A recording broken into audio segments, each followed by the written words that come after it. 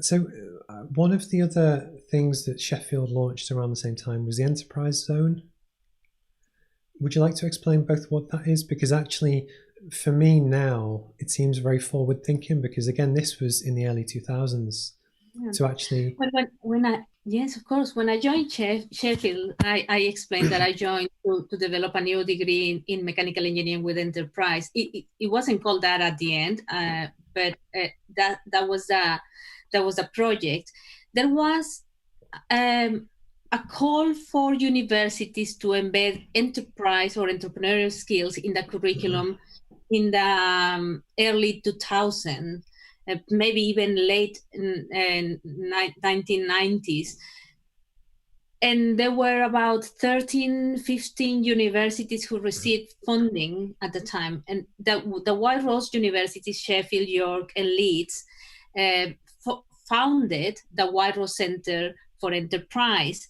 And the White Rose Center for Enterprise was a really, really nice organization because it brought different universities together, but also an organization that was thinking much more forward than other universities and other centers in a similar position.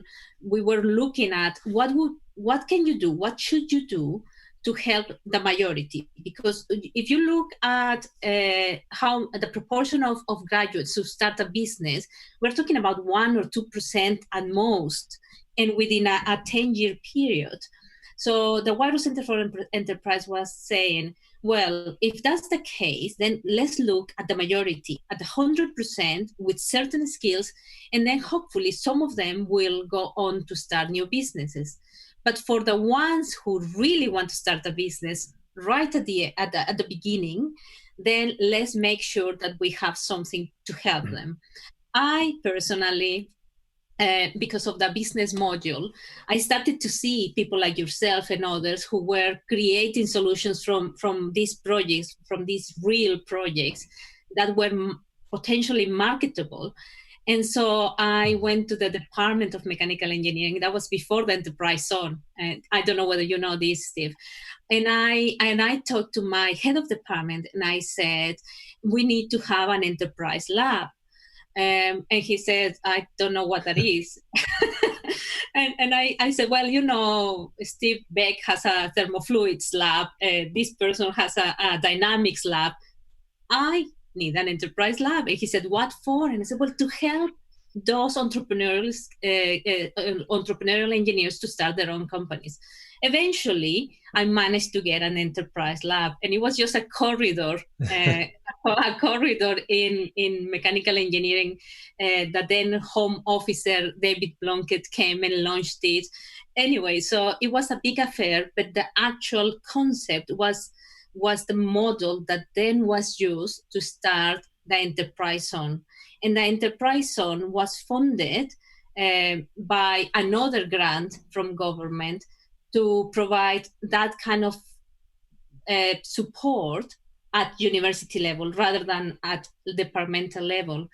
And the Enterprise Center, which was then named University of Sheffield Enterprise, provided help not just to students, but to graduates for many, many years to start their own companies with training, with skills, with actual business mentorship, grants. And I think that is incredibly exciting. But the work that was embedded within the curriculum continues until now, I believe. No, because I think for me it was when I started my first business, which was the photography business, if you remember. And we went on. What was quite funny, and you might not have known this, but I had some savings that I gambled. I say gambled. I had a business plan and an idea, and actually what it was that I used my savings to buy all this camera equipment and all of the professional lights and lots of different things to do university black tie balls, graduation, sports team, photography, lots of different things. But actually, if I didn't make the business work, I couldn't pay my rent in the June. So almost I had to make it work. But yeah, well, it worked. But actually what it did do, it didn't force me. It helped me learn my craft in how to sell stuff. And, whether you sell photographs or pens or engineering or consultancy, whatever it is, often the skills and the hustle are the same. And it was really, for me, it was the chance to learn with, in a relatively kind of safe space. And then also there was I forgot what the official name was, but the certificates in my bedroom at my mum's house, it was the £2,000 business planning competition, yes. which in hindsight I won one year. The first year I didn't, but I still think it was a good idea. But actually the second one was all to do with the photography. But actually what I was able to do was that I leveraged the £2,000 first prize to actually spend £4,000 to exhibit at Europe's biggest photography show in Birmingham. So I was constantly trying to level up. But it was just, again, it wouldn't have happened without that kind of nurture at the start, just to kind of, send you off.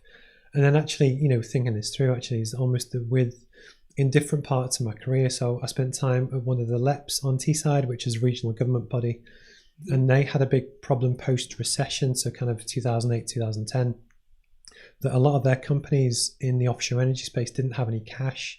Actually, similar to post-COVID, that they couldn't bid on bigger contracts or grow because it was just like this catch-22 situation. So I looked at the problem and ended up creating a world first financial fund called a Catalyst Fund. And we bid into central government and we got £10 million to prove this idea, which is my idea.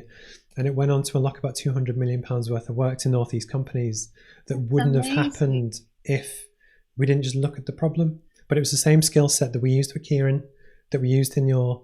And actually, back when it was launched, it was David Cameron's government and Nick Clegg, again, Sheffield, former MP, helped launch it. And it was just, but it was problem solving at different ways to then, use and grow. But again, for me, from a career point of view, it also proved the ability to solve problems, because it was, the banks and a lot of different people knew of the problem, but they couldn't solve it. And it was almost just putting the jigsaw pieces together. And, it's gone on to create, hopefully a few thousand jobs, but that's one of the proudest things that I've ever done. And it runs until 2023, I think. But it was all based on ideas and problem solving and different things.